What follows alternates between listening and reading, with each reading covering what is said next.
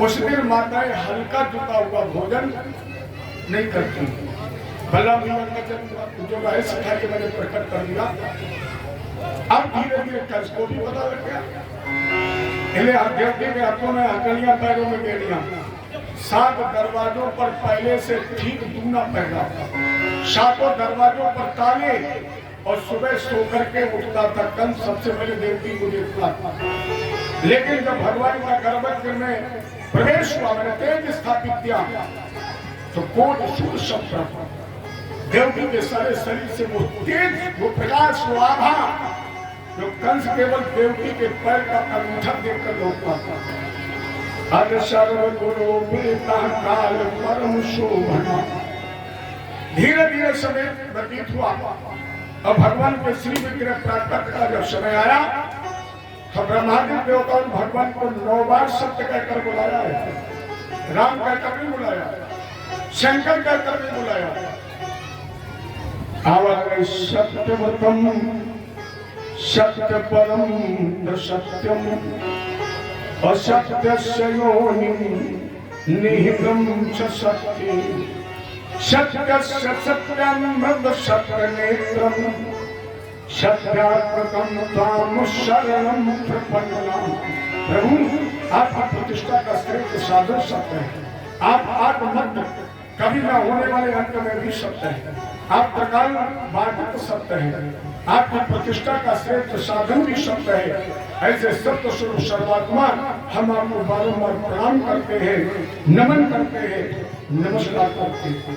आइए भारत के पवित्र भूमि पर हे ठाकुर जी महाराज, हम सज्जन आपके दर्शन अभिलाषा में पलक पावने बिछाए। स्वागतम कृष्णा सुस्वागतम कृष्णा तम कृष्णा सुस्वागतम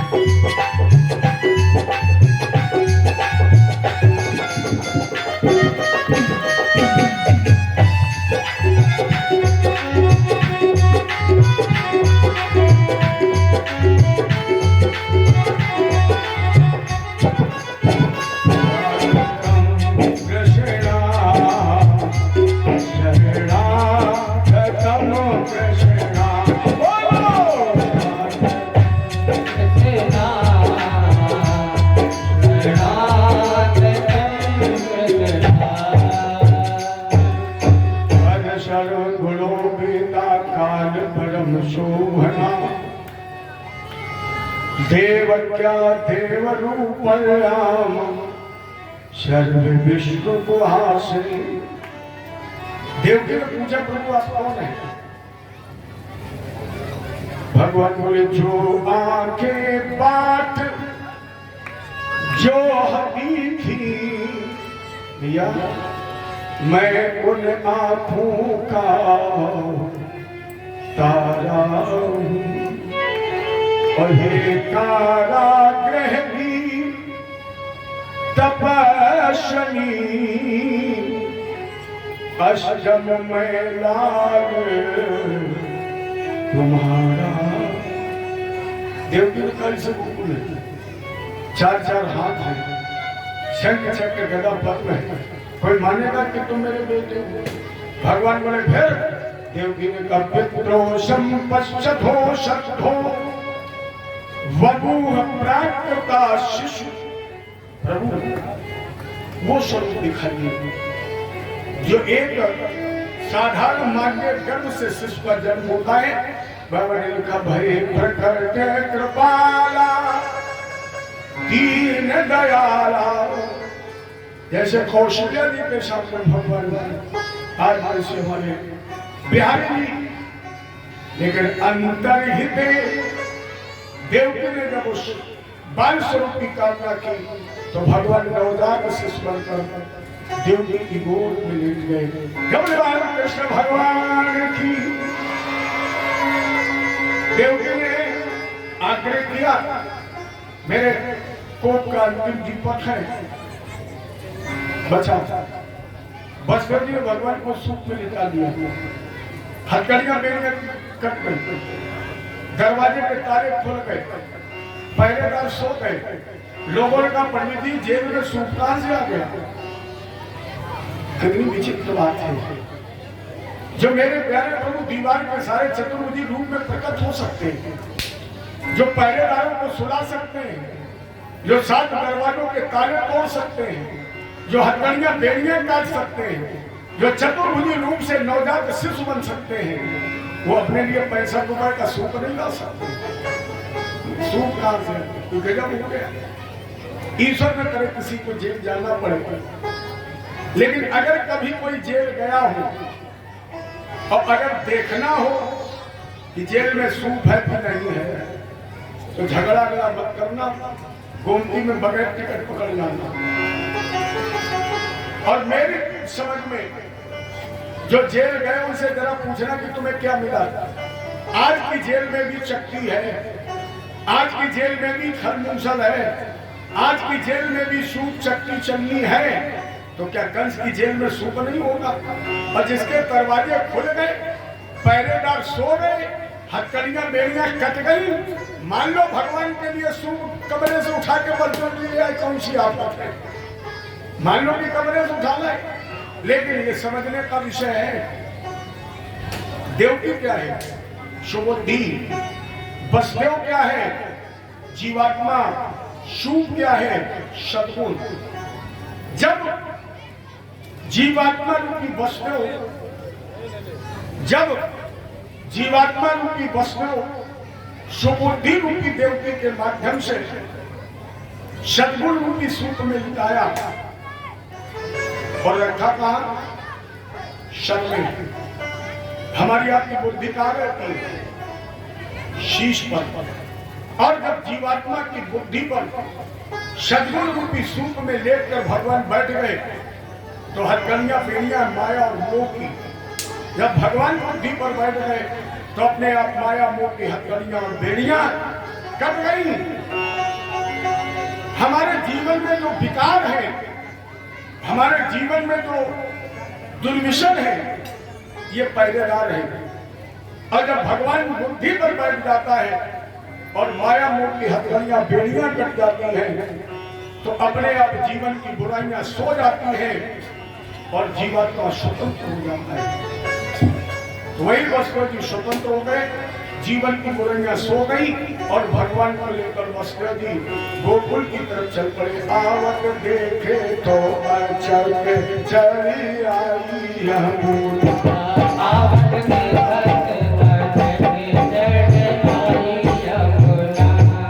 चढ़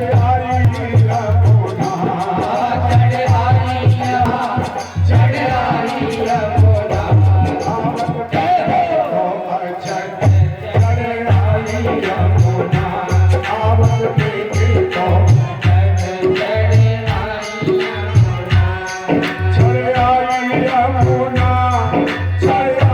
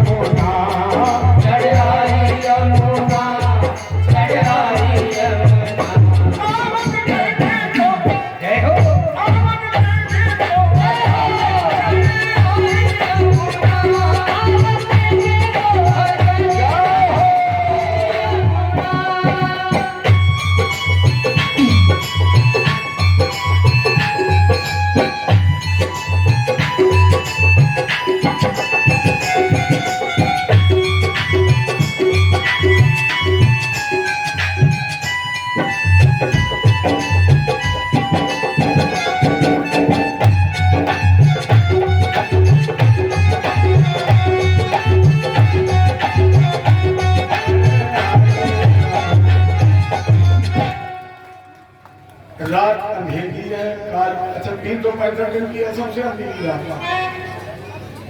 जेल में आए, घटाएं गिरी, वर्षा हुई, यमुना की बड़ी क्यों? हमें आपको सबको पता, जेल में कौन आता जो होता चोर। ये चोर नहीं है, ये चोरों के उस्ताद हैं। ट्रेनर में ये ट्रेनिंग देते हैं। मेरी हिम्मत कहाँ है? गुरु जी ने इनके प्रमाणित किया गर्ग संहिता में और लिखा भजे वसंतम नवनीत चौरम और गोपांगना नाम चतुकूल चौरम अनेक जन्मार्जित पाप चौरम चौराग्य गण्यम पुरुषम चोरा का जेल। अजा अंधेरी रात में क्यों आए? चोरी दिन में होती थी, रात में, रात में, वो भी काली अंधेरी रात में। इसलिए भगवान अंधेरी रात में आए। यमुना जी में पैर रखा, रात अंधेरी थी, घाट को घाट दिखाई नहीं पड़ा, पहला पैर गड्ढे में गिरा, ऊपर से यमुना जी ने मारी उछाल तो एक ही बार में बलदेव जी के आंख कान नाक मुंह में पानी। बलदेव जी ने सूप उठाया, आवाज लगाई कोई लो। तभी से यमुना जी के उस घाट का नाम पड़ गया कोई लो, आज भी नाम है। बलदेव जी ने सोचा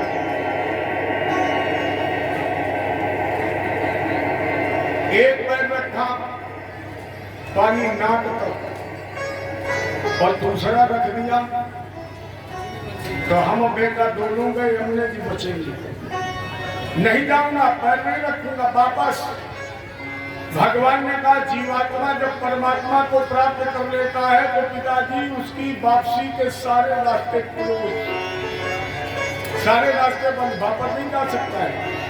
आगे बढ़िए, लेकिन जीव साधारण मानता थोड़ी। जैसे पीछे पैर रखना चाहा कन्हैया ने जरा सा इशारा किया, भयंकर सिंहनाथ, और जैसे सिंह गरजा जी यमुना जी ने 75 मीटर का घुसने पकड़ने लगे तो प्राण तो सबको प्यारे हो गए। सिंह गरजा तो जब 75 मीटर जल्दी जल्दी यमुना जी बढ़ रही, क्यों? यमुना जी सोच रही थी गंगा जी भगवान के पैर से निकली है, पवित्र मानी जाती है। आज भगवान मेरे बीच से निकल रहे, अगर मुझे चरण मिल जाए तो मैं भी पवित्र हो जाऊं। यमुना जी बढ़ रही, भगवान ने कहा ऐसे बढ़ती नहीं तो बाप बेटा दोनों को डर है। फिर यमुना जी ने कहा पैर बढ़ाओ। भगवान ने पैर लंबा किया लेकिन कन्हा के पीछे लटकाया, भगवान ने आगे नहीं लटकाया। तो भगवान ने सोचा पैर आगे लटका दिया, बिजली चमक गई और बलदेव जी की निगाह पर गई। सोचे लड़का पैदा हो अबे पाए वो 7 मीटर को कमारे करके सूप लड़को दोनों से एक पैर पीछे से लटकाया और जैसे यमुना जी पर चरण का स्पर्श कराया। क्यों? भगवान ने कहा तुम्हें शर्म नहीं लगती? इतनी लंबी दाढ़ी है, इतनी लंबी जगह है, इतनी उम्र है, अरे थोड़ी तो उम्र की कदर करो, झुक जाओ। और दूसरी बात, जिनके हम खोपड़ी पर बैठे ये कौन? यमुना जी ने कहा कि पिताजी हमारी तुम्हारी शादी होगी तो ये कौन बनेंगे? बोले ये ससुर और हम बहू। भगवान बोले ज्ञान तो बहुत अच्छा है लेकिन फिर पागलपन तो कर रही हूँ। जो मैं पता है कि ससुर है तो थोड़े झुक के चलो, और वैसे करती रही। और मान लो हमने कह दिया शादी के लिए तैयार और पिताजी बोले हम नहीं करें तो शादी हो जाएगी कैंसिल। अब आज का जमाना तो है नहीं, इसलिए झुक जाओ। यमुना जी ने कहा ठाकुर जी पक्षपात है आपका क्या? बोले हमेशा सास ही ससुर करेंगे, कभी हमें पावर नहीं मिलेगा। भगवान बोले तुम्हारी पावर की चाबी हमने बनवा के रख दी है लेकिन वो 125 साल बाद मिलेगी। जब तक हम रहेंगे तब तक चाबी के हमारे पास, और जैसे हम जाएंगे वैसे चाबी। ये जितनी सासें यहाँ बैठी हैं उनसे निवेदन है अगर इस्तीफा न दिया हो तो आगे इस्तीफा दे देना, चाबी भगवान बहुओं को दे देंगे। आज किसी भी ना फोड़ो, भगवान बोले खुदाई फोड़ोगे।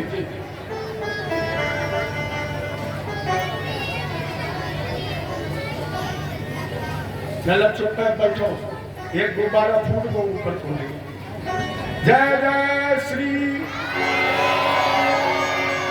इसलिए आज हर घर में बहू, देखो अपवाद हर विषय का है, हम हर सास पर और बहू पर दोष नहीं लगाते। एक जगह पे एक लड़की पढ़ी लिखी थी, खड़ी हुई, बोले इनका नाम सास और बहू क्यों है? गंभीर प्रश्न था। इनको सास क्यों कहा गया और इनको बहू क्यों कहा गया? पंडित जी विद्वान थे, उन्होंने कहा सुनो बेटा, सास का मतलब है जो बहू को न लेने दे सास, वही असली सास। बहू घर में आए और बहू को न लेने दे आराम से सास, वही असली सास। अब फिर बोले बहू जो लग जाए सास के गले में पी जाए लहू, वही असली बहू।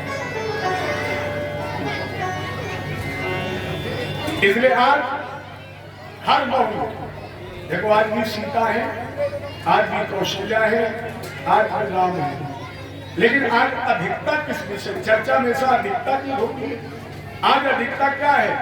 हर बहू सास के सामने तिरंगा झंडा लिए आंगन में खड़ी एक गीत गा रही है, झंडा ऊंचा रहे हमारा, विजयी विश्व तिरंगा प्यारा, मेरी शान न जाने पाए, और सल्फास खा के जान भली होता है। हम मर गए लेकिन तुम्हें देख ये अपना दिखाई हो गई। भगवान को लेकर वसुदेव जी गोकुल पहुंचे, यहाँ आए थे माया, ये सभी माया के प्रकार निद्रा में थे।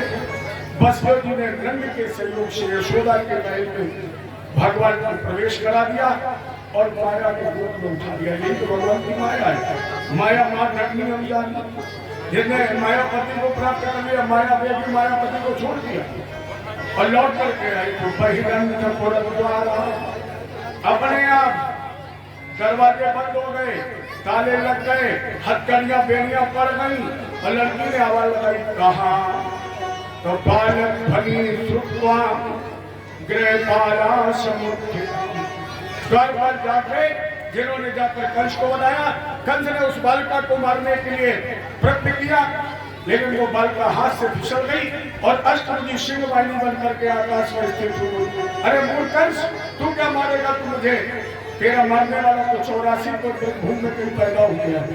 इतना करकर जब विंध्याचल पर्वत पर तपस्या करने चली गई, जहाँ पर विंध्यवासिनी के नाम से प्रसिद्ध हो गई। वो विंध्यवासिनी मैया की कंस ने देव की हथकड़ियां बेड़ियां करवा दी। आप आज बैठक बुलाई कि मेरे मारने वाले का पता कैसे लगे? राजन ये तुम कंस की कथा में सुनोगे कि कंस अपने बैरी को कैसे ढूंढेगा, मारने की कैसे कोशिश करेगा, लेकिन कथा का विश्राम हो इसके पहले 5 मिनट के लिए आप गोकुल को चलिए, जहाँ मेरे गोविंद जी आए हैं। आहू प्राण वेद ज्ञान स्नाता सुचिरलंकृतम। उस समय बाबा नंद ने आहू विप्राण ब्राह्मणों को बुलाया, वेद पाठी संतों को, और 3 लाख गंगों का दान किया। उस समय गोपा परस्परम दृष्टवा, उस समय गोप वाले एक दूसरे पर दूध दही और मक्खन फैला रहे थे। आनंद का, क्योंकि परमानंद आया है। एक साधक ने लिखा, बधाई झूम कर गाओ मेरे नंदलाल आए हैं, मेरे गोपाल आए हैं। बधाई झूम कर गाओ मेरे नंदलाल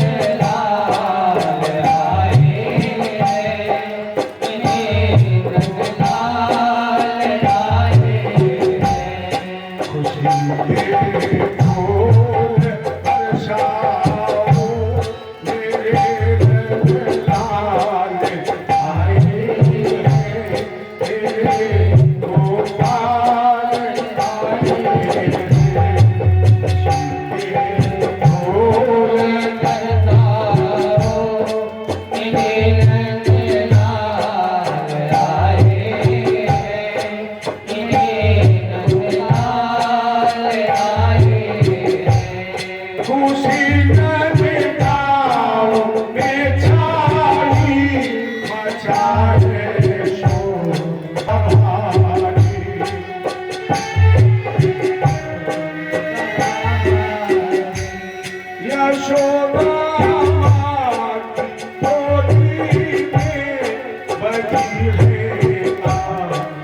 दिल का